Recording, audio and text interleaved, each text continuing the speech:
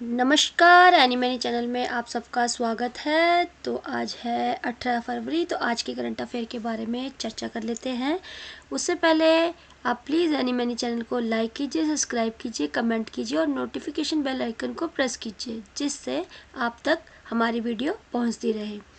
तो 18 फरवरी को 1905 में श्यामजी कृष्ण वर्मा द्वारा लंदन में इंडिया होम रूल सोसाइटी की स्थापना की गई थी और इस संगठन को इंडिया हाउस के नाम से भी जाना जाता है।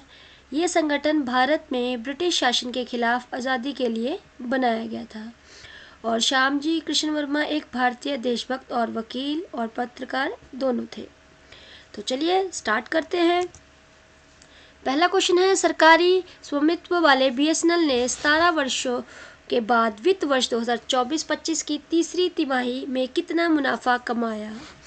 ए 162 करोड़, बी 262 करोड़, सी 362 करोड़ या डी 462 करोड़। तो इसका सही आंसर है ए 162 करोड़। तो बीएसएनएल ने 17 वर्षों में पहली बार वित्त वर्ष 2024-25 की तीसरी तिमाही में 162 करोड़ रुपए का लाभ दर्ज किया है।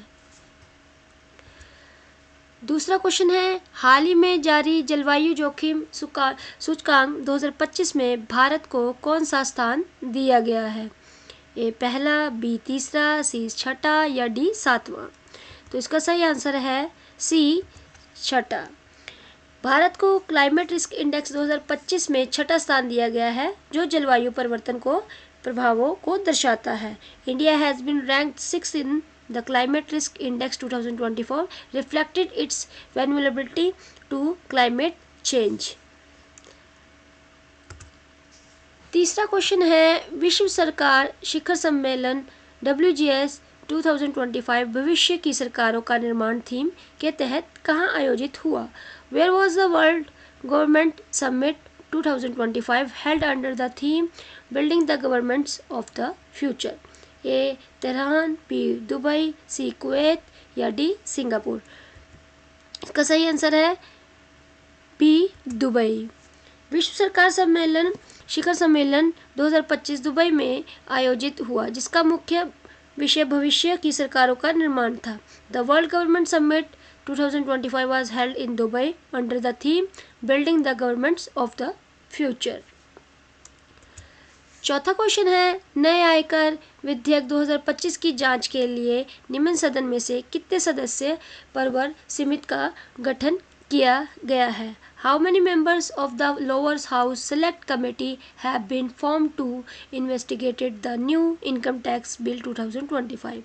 इट्स 11, इट बी 21, सी 31 या डी 41। तो सही आंसर है सी 31 सदस्य 31 मेंबर्स। नए आयकर विधेयक 2025 की जांच के लिए 31 सदस्य परवर समिति का गठन किया गया है। भाजपा सांसद विजयंत जय पांडा को इस समिति के अध्यक्ष नियुक्त किया गया है। A member 31 member select committee has been formed to examine the new income tax bill 2025. BJP MP Vijayant Jay Panda was appointed chairman of this committee. Fifth question है, हाल ही में कहाँ 10वां अंतर्राष्ट्रीय महिला सम्मेलन आयोजित किया गया? Where was the 10th international women conference held recently? A Hyderabad, B Chandigarh, C Bengaluru या डी जयपुर। तो इसका सही आंसर है सी बेंगलोर में। 10वां अंतर्राष्ट्रीय महिला सम्मेलन हाल ही में बेंगलुरु में आयोजित हुआ। The 10th international women conference was recently held इन बेंगलोर। छठा क्वेश्चन है, 15 फरवरी 2025 को वाराणसी में काशी तमिल संगमम के तीसरे संस्करण का उद्घाटन किसके द्वारा किया गया? Who inaugurated the third edition of Kashi Tamil Sangamam in Varanasi on February 15, 2025? ए प्रधानमंत्री नरेंद्र मोदी, बी रक्षा मंत्री राजनाथ सिंह, सी मुख्यमंत्री योगी आदित्यनाथ या डी केंद्रीय मंत्री धर्मेंद्र प्रधान। तो इसका सही आंसर है मुख्यमंत्री योगी आदित्यनाथ, चीफ मिनिस्टर योगी आदित्यनाथ। काशी तमिल संगम का तीसरा संस्करण वाराणसी के मुख्यमंत्री योगी आदित्यनाथ द्वारा उद्घाटित किया गया। The third edition of Kashi Tamil Sangamam was inaugurated by CM Yogi Adityanath in Varanasi. 7वां क्वेश्चन है, हाल ही में कौन सी भारत यूके ऊर्जा वार्ता नई दिल्ली में आयोजित की गई? Which India UK energy dialogue was recently held in new Delhi? A first, B second, C third या डी फोर्थ? तो सही आंसर है डी फोर्थ। नई दिल्ली में हाल ही में चौथी भारतीय यूके ऊर्जा वार्ता आयोजित की गई। The fourth India UK energy dialogues was recently held in new Delhi.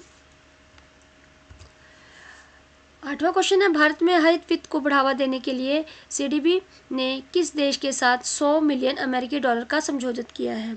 With which country has CDB signed the $100 million agreement to promote green finance in India? A America, B Britain, C France या D Germany? तो सही answer है सी France. CDB ने भारत में हरित वित्त को बढ़ावा देने के लिए फ्रांस के साथ 100 मिलियन अमेरिकी डॉलर का समझौता किया है। CDB has signed $100 million agreement with France to promote green finance in India.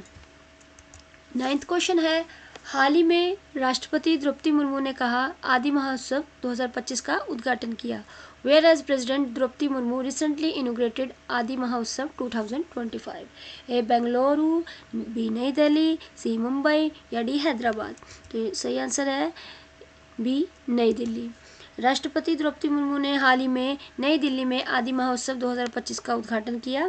President Draupadi Murmu recently inaugurated Aadi Mahotsav 2025 in new Delhi.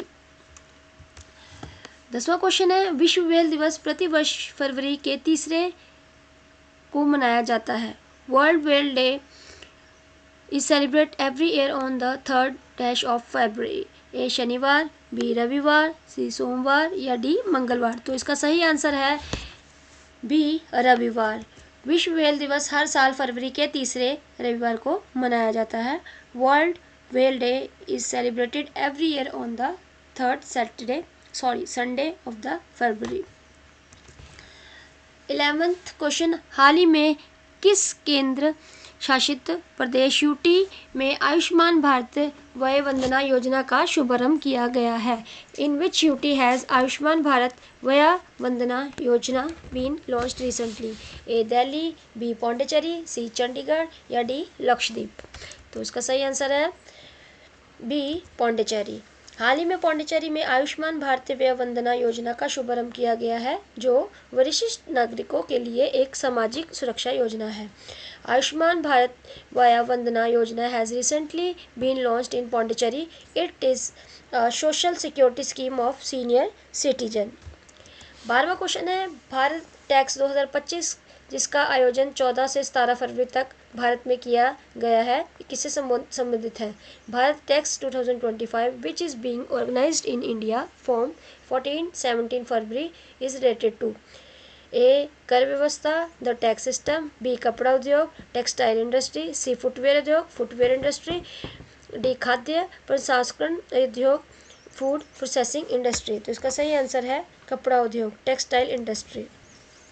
Bharat textile 2025 Bharat में कपड़ा उद्योग से जुड़ा एक बड़ा आयोजन है, जिसमें नवीनतम टेक्सटाइल टेक्नोलॉजी और नवाचार प्रदर्शित किए जाते हैं। Bharat Tex 2025 is a major textile industry event in India showcasing the latest textile technology and innovation. 13वां क्वेश्चन है, हाल ही में किस देश में भारतीय दूतावास ने प्रसिद्ध खोन नृत्य और सितार वादन का आयोजन किया? In which country has been Indian embassy recently organize the famous खून डांस एंड सितार रिस्केंट? A Sri Lanka, B Indonesia, C Nepal या डी थाईलैंड? तो सही आंसर है डी थाईलैंड। हाल ही में भारतीय दूतावास द्वारा थाईलैंड में प्रसिद्ध खोन नृत्य और सितार वादन आयोजन किया गया, जिससे भारत थाई संस्कृत संबंधित मजबूत हुए।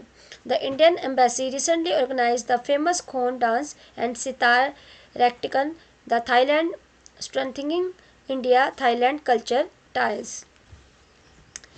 14वां क्वेश्चन है, किस राज्य को 2027 में होने वाले 39वें राष्ट्रीय खेलों के लिए मेजबानी के रूप में नामित किया गया? Which state has been named as the host for the 39th national game to be held in 2027?